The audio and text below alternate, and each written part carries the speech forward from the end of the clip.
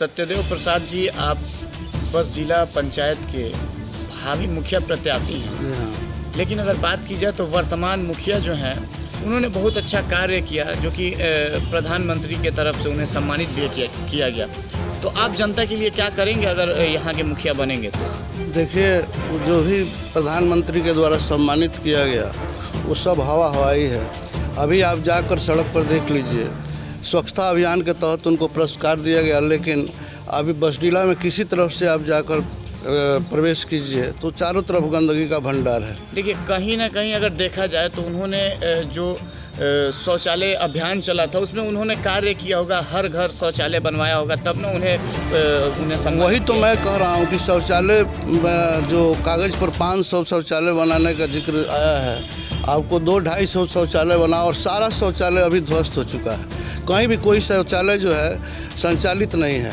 और जहाँ तक स्वच्छता की बात है तो आप किसी भी सड़क पे निकल जाइए तो आपको दिखाई देता है कितना बसडीला में स्वच्छता है। देखिए, अगर देखा जाए तो अन्य जगहों पे जो भी मुखिया थे, मुखिया पद पे जो नेता हैं, उन्होंने ऐसे लोगों को शौचालय दिया है जिनके घर में शौचालय में टाइल्स लगा हुआ है। तो इसमें कितनी सच्चाई है? यहाँ पे भी ऐसा हुआ क्या?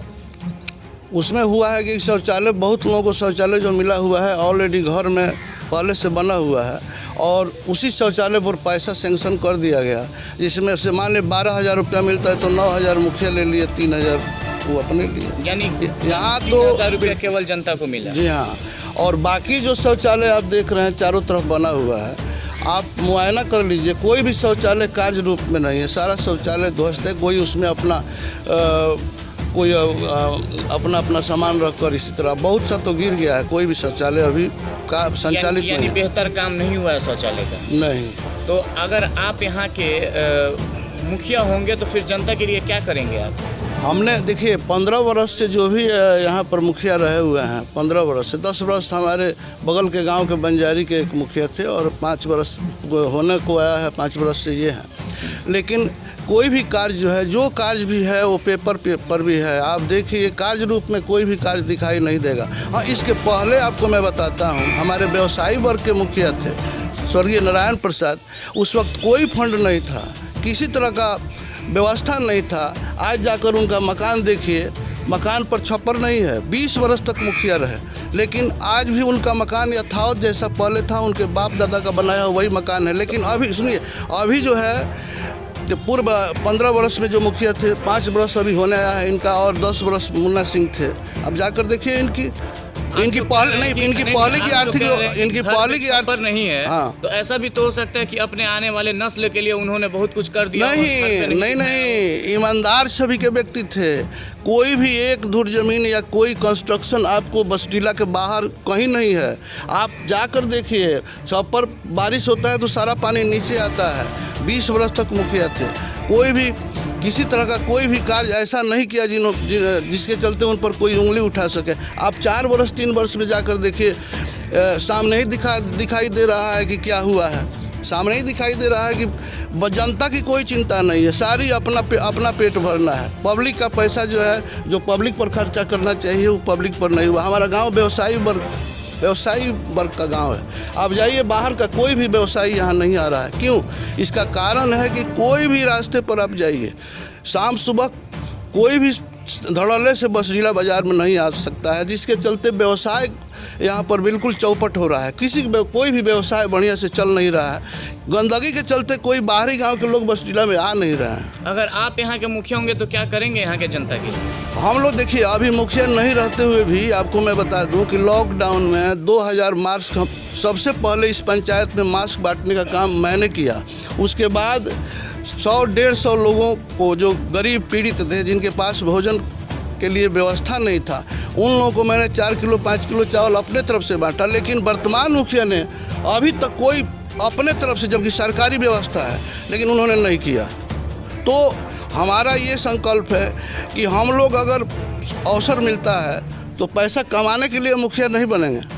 हम लोग ये करना चाहते हैं कि अगर 5 वर्ष अवसर मिला तो ऐसा कर दें कि आने वाली पीढ़ी कहे कि यहाँ कोई मुखिया था। बेरोजगारी दूर करने के लिए आज जाइए, पंचायत में चारों तरफ बेरोजगारी का आलम है, सब लोग बेरोजगार घूम रहे हैं। कोई व्यवस्था है?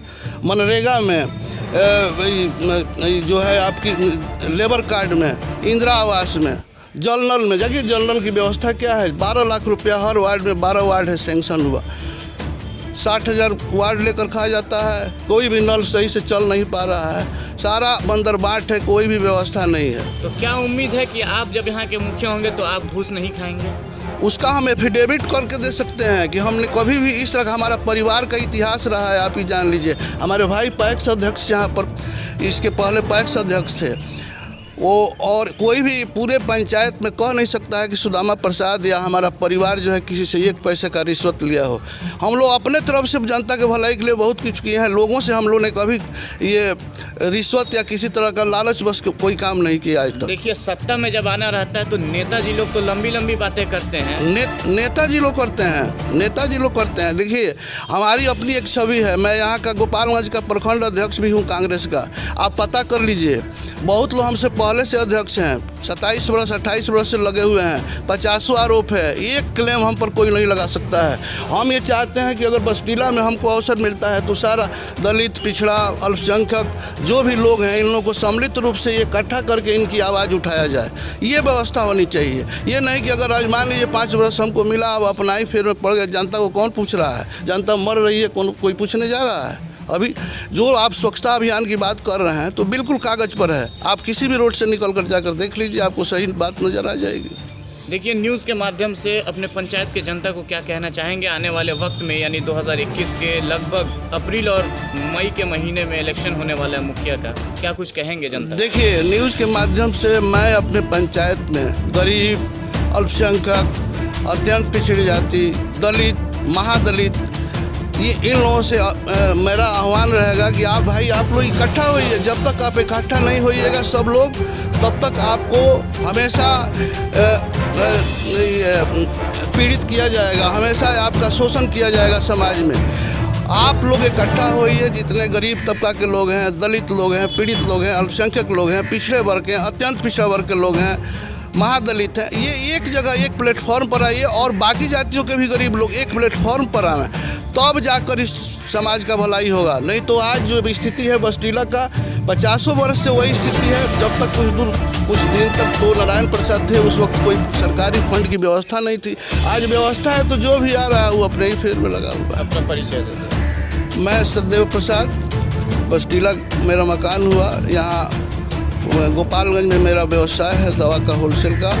उसके बाद मैं गोपालगंज का प्रखंड अध्यक्ष रहा हूँ।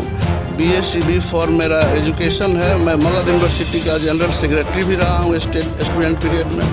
यही मेरे बड़े भाई सुदामा प्रसाद यहाँ के पूर्व LDM रहे हुए हैं बैंक के, सेंट्रल बैंक के।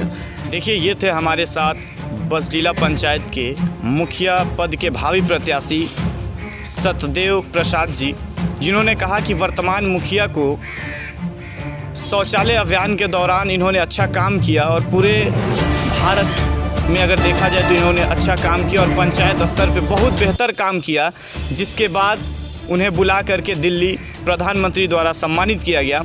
लेकिन इन्होंने दावा ये भी किया कि जो भी शौचालय बने हुए हैं वो केवल पेपर पे बने हुए हैं और जो शौचालय बने हुए वो ध्वस्त हो चुके हैं। इसकी सूचना हम लोगों को मिली, हम यहाँ मौजूद हैं और बहुत ही जल्द हम अपने न्यूज़ के माध्यम से इसकी सच्चाई दिखाएंगे आपको। हमारे FS न्यूज़ से जुड़े रहने के लिए चैनल को सब्सक्राइब करें, लाइक करें, शेयर करें, बेल आइकन दबाना ना भूलें। अपने सहयोगी कैमरामैन सुभाष के साथ फ़हीम की रिपोर्ट, गोपालगंज।